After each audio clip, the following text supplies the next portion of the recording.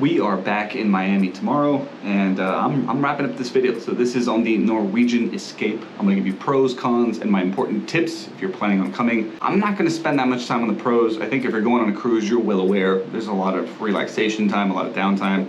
On a cruise, you can eat your weight in food. Gym's great. We'll get to the pools, but you know, there's shopping, there's the casino, different places to eat. There's the arcade, kids club. There's so much on board. I'm not gonna spend too much time on that. Instead, what I'm gonna do is I'm gonna start off with the tips that you should know if you plan on coming, and then I'll end with the list of cons and things to consider if you're still in the planning process and are thinking of booking this specific trip. So the Norwegian Escape is a Sunday to Sunday cruise. It stops in Great Stirrup Cay, which is the Norwegian island. It then goes to St. Thomas, then to Tortola, and then the Dominican Republic.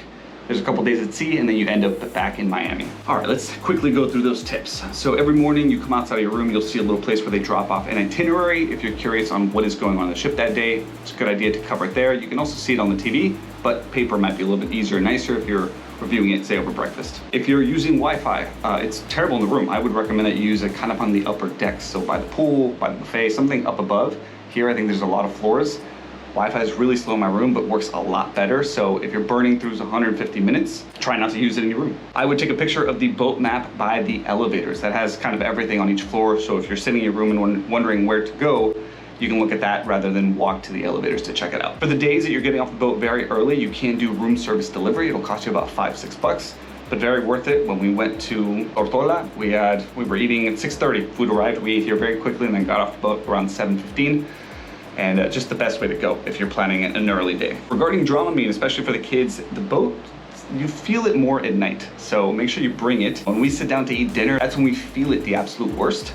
So make sure you carry some of that medicine. You don't want to be out at sea with like kids and stuff getting sick. Reservation issues, yeah. Some restaurants you can reserve, some you can't. Sometimes, depending on the party size, you can. So always best to go ask. For example, in the Manhattan room downstairs, they're telling us like, hey, we don't take reservations unless your party's over a certain size, then you have to make a reservation. So always over communicate and talk to the waiters and the hostess there. Pools are packed at sea days. Everything's packed at sea days. You know, little kiddie areas, everything. I mean, you couldn't pay me to get into that adult pool. It looks disgusting. I'm kind of surprised. I think there's 4,000 to 5,000 people on this boat, about the 1,500 crew is what they told me. Pools feel a little small for the amount of people that are on the ship. So if you're out at sea, just expect it to be very, very crowded if you want to spend some time in the actual pool itself. And the last thing here are your tips and your cash. Make sure you carry some of that cash when you go into the islands. For example, in Smuggler's Cove in Tortola, you know, there's no cards there. You have to pay everything cash. So always make sure you have some extra money tucked away with you that you can use for tips or food, anything when you're not on the cruise itself. On the cruise, it's very convenient because you can basically scan your card everywhere.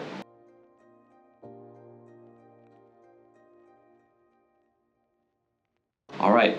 Quickly go through the cons here. So getting on the ship was an absolute nightmare. Worst customer service I ever had. It's not the same crew that's on the boat. I want to tip my hat right now to the crew here at the Norwegian Escape. Very professional, you know, abhorrent behavior by some of the people I've seen on this boat, but customer service has been very well. And again, tip my hat to the folks who are working on the boat itself. Getting on the ship, you know, those people are screaming at you. Worst customer service ever, but don't worry. They'll remind you to tip them. They don't forget that piece. Allergies, and I know they clean the ships every day and the rooms every day, but some of the worst allergies I've had to take my medicine to be good, but just something to keep in mind. Most of my family members as well have some allergies, and the first night especially, they experienced it pretty bad.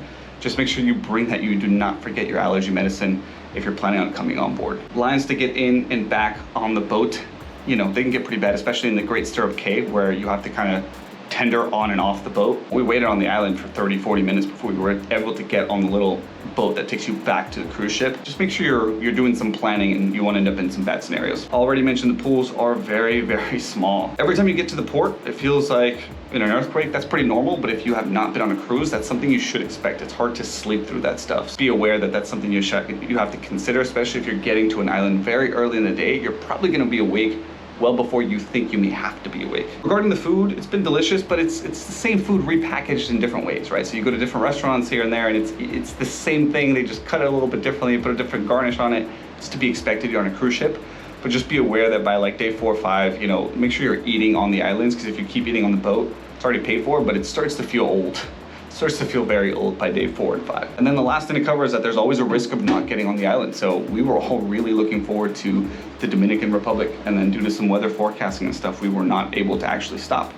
in the Dominican Republic. That's not to fault of Norwegian, you know, they're going by safety, but always be aware that there's a risk that if you're really looking forward to getting on an island and you're going on a cruise ship, you may not actually be able to go on it. It's a low risk, probably a low chance of it happening, but it did happen to us. Hey guys, I'm wrapping up this video, interrupting myself because I wanted to add one last important con. Outside of the long travel for us coming from San Diego West Coast, I knew that cruises were like incubators for stuff, but man, a lot of my family had some type of norovirus, the kids, and I would say, you know, maybe half of us or so, we got some type of sickness. My parents, I'm recovering from what seems to be like a flu type A. I've never had it that bad. Just keep that in mind. Wash your hands a lot and protect yourself. All right, the rest of the video is gonna be just footage of the islands, everything that I took underwater at St. John. Just hope you guys enjoy it. If there's any questions, happy to answer it down below. Hope you guys found this useful. I'll see you next week.